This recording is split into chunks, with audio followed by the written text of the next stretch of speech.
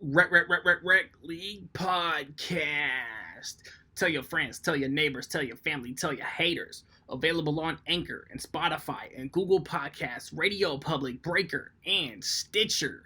At Rec League Podcast on Facebook, YouTube, and Instagram. At Rec League Pod on Twitter. Episode 20, coming soon. Yo, whether you watching this from Facebook, Twitter, click the link in my Instagram or YouTube itself. What up, world? I just recently finished Jessica Jones season 3.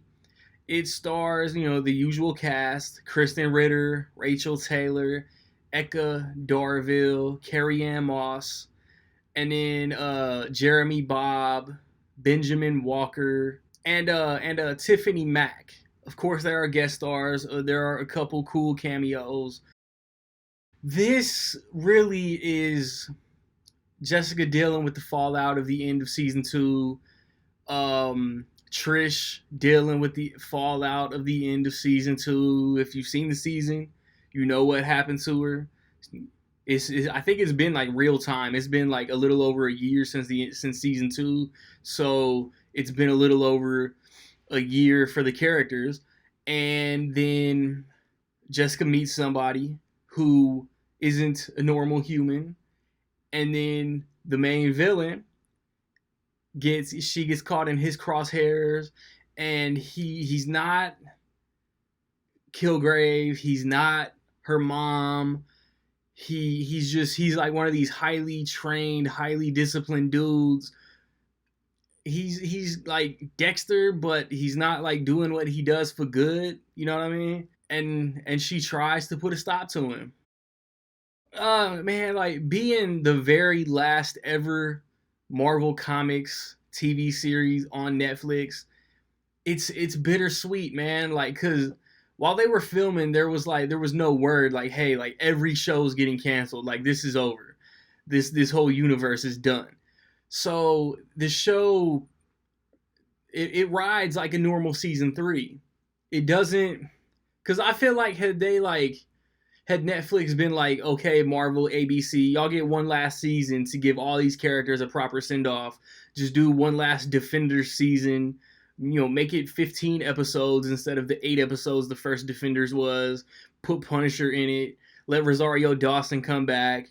Let, Stick. Let Elektra come back. Let all these characters come back that have been dope incarnations, like better than cinematic versions of these characters. But like it plays like a typical season. Like I'm saying, like these writers, the actors, everybody involved, like had ideas for season 4. There were rumors that Daredevil producers had ideas for like 6 seasons, and now it's all done as far as anybody knows, because there's this, from what I understand, there's this fine print, dry ink on the contracts that Netflix basically puts Marvel in a headlock, saying you guys can't use these characters for like 2 years after the show is canceled. So I think the first cancellations came down in like September. Iron Fist and Luke Cage got canceled. So September of next year, Marvel's free to use those characters. But they can't use Jessica Jones for 2 years from now. They can't use Punisher for, as far as I know. I think Punisher might be the one loophole. But as far as I understand, they can't use Punisher until like 2 years from January. Like these characters are dope. Like I'm entertained by these characters. There's this investigative, like Jessica Jones is a private investigator, so there's this noir investigative feel that the whole series has had, and she uncovers clues. She has to do things that she doesn't want to do, but it gets her closer to the goal. And I mean, all that is good. Trish, Jerry, Malcolm, like every supporting character has their own side plot, and I'm not gonna front. There were like 2 or 3 of them that I just didn't care about. Like Jerry's dealing with repercussions from what she did and from what happened to her in season 2, and it's just like, yeah, like that sucks in real life. That sucks, but I don't care about what this character's doing. It has nothing to do with stopping the bad guy. Trish, and like Trish is trying to stop the bad guy because she's always wanted to be a superhero. And then and on the Trish note, like Rebecca De Mornay plays her mom, and she's still the worst character. she's trying to cash in every single second she's on screen. And like I think like the story intertwines her more than the first two seasons, which I mean there's kind of like a family theme. Like she got her powers because of an accident that killed her family. Like we know this. So this show has kind of always been about family. But yeah, like Malcolm's doing dirt, but he's like improved himself. So like that's kind of interesting. There was a lot of side plot that I just didn't care about. There's the guy that gets Jessica in the crosshairs of the villain. I didn't like him. I didn't like that character. Like I don't know. Like I feel like I'm shitting on this season, and it's not a bad season. I'm just like the villain off top. I can't think of this dude's name. His like comic book name is like Fool Killer, and that was what a concern too. Like man, this is a normal dude. Like I hope they just didn't create this dude to make a season 3.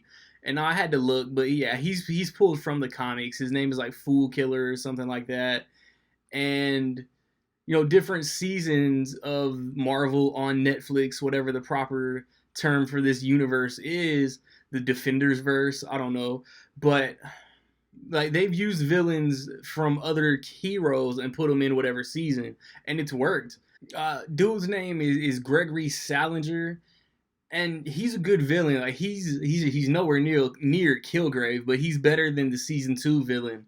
Like he's creepy, man. He like plans out every detail, and he makes sure like he manipulates and just makes sure he's not gonna get caught. And it plays, man. It works. Like there are some interesting things about this season, and I'm telling like Luke Cage season 2, Iron Fist season 2, Daredevil season 3 all ended on a cliffhanger. Shout out to Punisher season 2 and Jessica Jones 3 for having an ending that feels like an ending because all these shows are canceled. We're not getting any more. And it doesn't build up to another season, but it could easily have another season. So once all the Netflix paperwork is shredded and done away with, I hope because there are so many, like I'm mumbling and stumbling all over my words, man, but there are so many actors and so many characters in this universe that we'll likely never see on the screen again. And that hurts. That hurts. This was my main reason for having Netflix.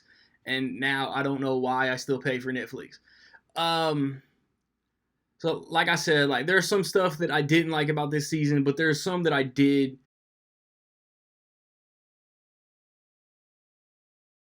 So with all that being said, man, in my opinion, I will say that Jessica Jones season 3 is almost dope. Have you seen Jessica Jones 3? What did you think about it, man? Positive, negative, somewhere in between? Let me know. Man, it was the last season of all these characters, this whole world, and like I said earlier, man, they don't end it like they knew it was gonna be the end because they didn't. They clearly didn't. They started filming as soon as season 2 came out last year. I mean, it was a good ending for the Jessica Jones series, but not for the Marvel Netflix world overall. What's your overall season that they put out ever since Daredevil season 1? Favorite characters, man. Just like make a big old chat chain and just chop it up about this world, man. Um, my 3 favorite movies of the second quarter of the year is right around the corner. I got Toy Story Child's Play reviews. I got X-Men reviews. I got Shaft reviews. Men in Black reviews, man. If you want to know what I thought about a movie, I've probably recently seen it, man. Like, subscribe, comment. Find me where you find me, man. Don't know where to find me. Watch these credits. Peace.